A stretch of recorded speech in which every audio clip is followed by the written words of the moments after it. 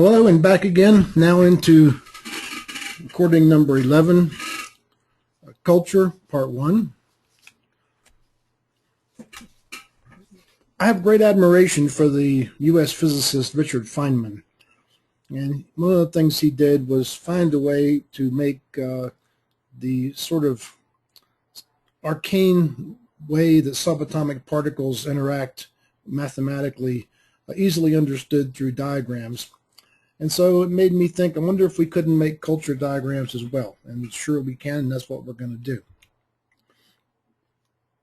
No surprise, there's 4 cultures, and the same names as the personalities they stem from. In fact, what we're doing here is analyzing groups of people with the same methods that we looked at individual innate personalities with.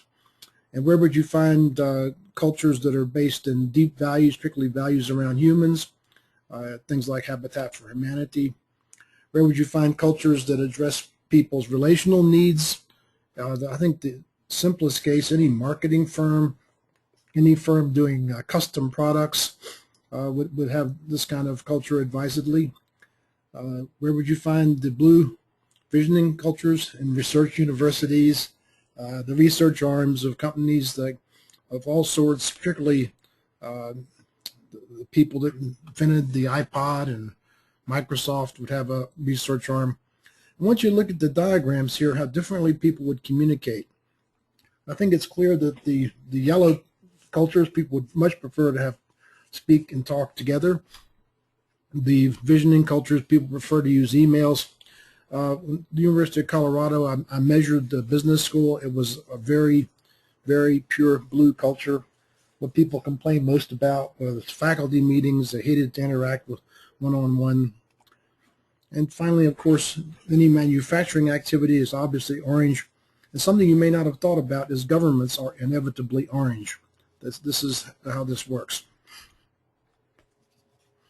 What we're going to look at is your culture 1D. This is a typical business culture that's mostly orange.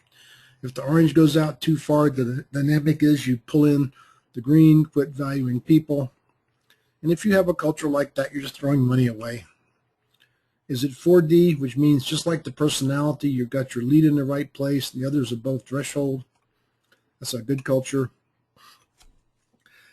I discovered early on as a consultant that there was a crucial factor in winning competitions, and that is getting your proposal team, your proposal, and your business plan aligned with your customer. If it's both orange, you will win and beat anyone that mismatches, and if it's mismatched, you will lose if someone else puts in a reasonably competent proposal and matches.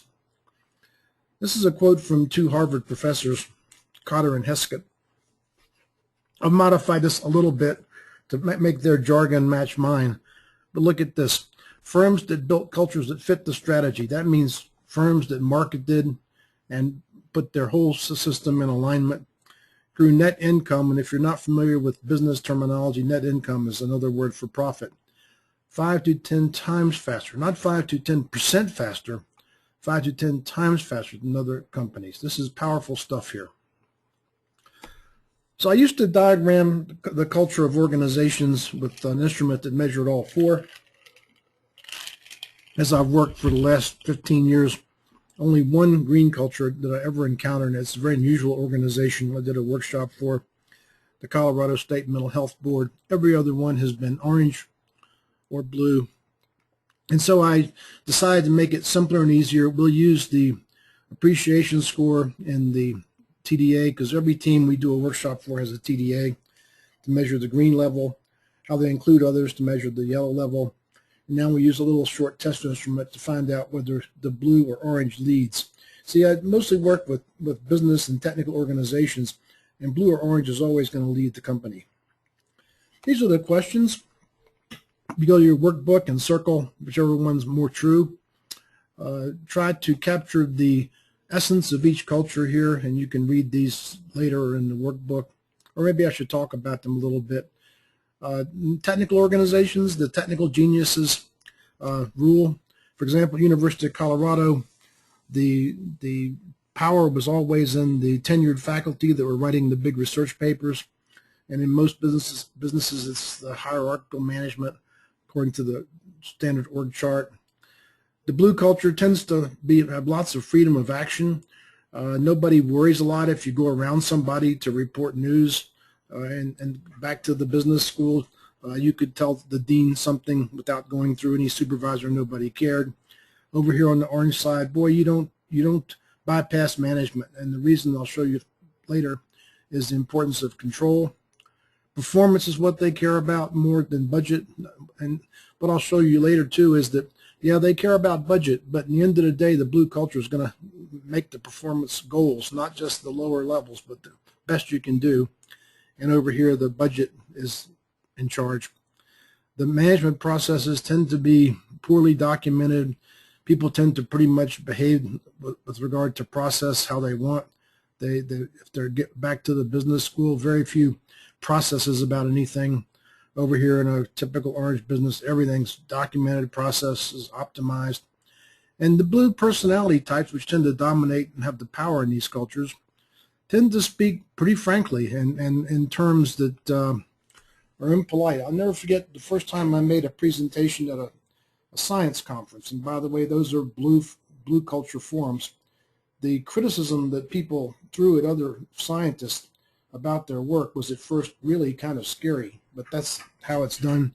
And over in the orange culture, people, especially if they talk up to management, they're much more polite. That's the simplest way I could think of the major process differences. So what we do, we have people fill it out in their workbook, and then we get a vote by hand. This is one of the very rare cases where it's not anonymous. And one of the reasons is this is usually not very emotional, not very controversial. And if there are two teams in the room, we take two teams in the room, we'll score them separately. Often I have two teams in a room that are working together with my workshops, a contractor and a subcontractor, or a government team and a contractor team. So we'll score them separately, team A and team B. And this is the same language I just showed you before, just summarized. Raise hands and record it up and see what we see. Then we record this on a diagram, and the way I like to do this is whatever has the bigger score, the blue or the orange, I make, say if it's a blue score, I make the line here for the blue. I make it somewhat less here for the green. For the orange, because I think these are the two strong factors. And looking at the scores, I'll make draw these in over here, but I'll very seldom, in fact, never make these personal side pieces bigger than the orange or blue, whichever is the smaller of these two. And then we talk about this and see how well it matches the task. The nature of the blue culture, the magnetic field metaphor is aligned toward the blue. Everything's being pushed by the field toward the blue. These are the values.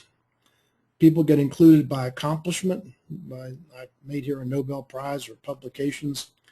The vision is creativity wins. And this is the org chart. It's upside down. Now, you may not believe this, but the University of Colorado operated exactly like this. I didn't believe it myself until I watched it operate.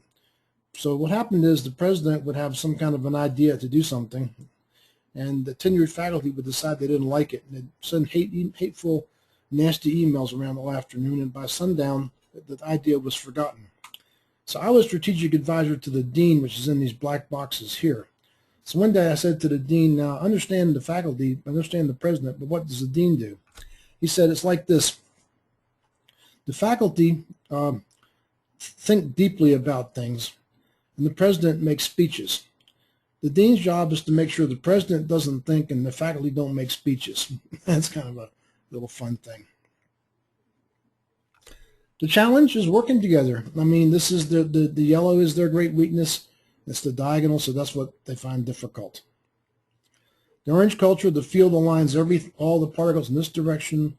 Their values are around consistency, reliability, quality, customer satisfaction.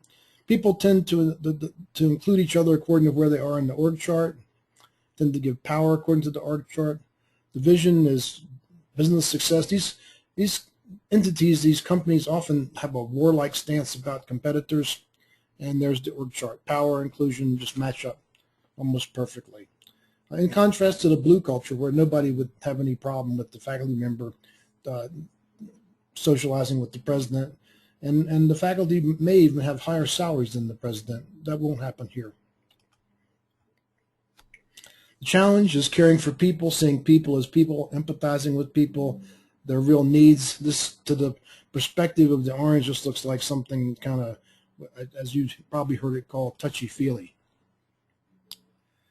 So what's interesting about the orange culture, and it's the most common, that's why I like to talk about it, is that control is everything. In fact, control is so important that you must appear to be in control all the time.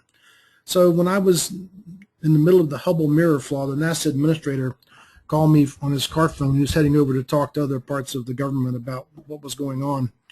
And he wanted me to explain the modulation transfer function of defined guidance sensors in Hubble. Now, I don't expect you to know what that means, and he probably didn't either. But my point is that this technical detail is to be able to recite it when it's not an executive function is endemic in these cultures. So I want to illustrate this with a joke. It's about a man who gets a knock on his door, and a new neighbor just came. And the neighbor says, look, I need your help. I've got to suddenly go out of town. I've got a personal crisis, and I need you to take care of my dog for a couple of days. Could you do that for me? So I don't know what your dog likes. Well, he's a cute little thing. He's just as agreeable as can be. He's no trouble, whatever. He's over there locked up in the house right now, and I don't think he'll give you any problem. And you say, well, I don't know. He says, look, man, I'm really in a world of hurt. Can you help me here? So you say, okay, it's a new neighbor. You want to make a good impression. So the guy drives away, and after a couple hours, you go over there and open the door and walk into the kitchen, and you don't see what's going on. You walk down to the end and away from the door, and suddenly this giant menacing dog leaps out, and it's advancing towards you, and it's snarling, and drool is dripping on down its mouth. And you're terrified. You back up, and you're backed against the wall. The dog keeps advancing. You reach out with your hand, and you find a bag of dog biscuits. So you're throwing the biscuits to the dog, but there's one problem. You're going to run out.